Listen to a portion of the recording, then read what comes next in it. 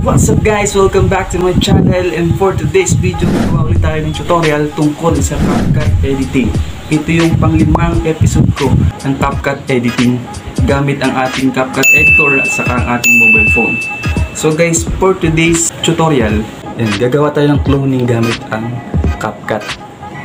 Tulad dito, ayan, may papasok. Mamaya ka na pumakot. Magagag pa ako eh. Meron lumabas. Mamaya. Diyan pa.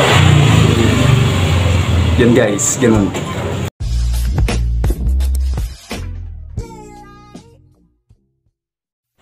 Yun, ang kailangan lang natin guys sa CapCut editing ay syempre yung CapCut application, madadownload nyo yan sa Play Store. And then yung ating clip na sinot natin, ang tip lang guys, kailangan isa lang pwesto ng ating camera pag tayo nag-shoot para maganda yung pagkaka-clone natin, hindi gumagalaw yung camera. So guys, start na tayo.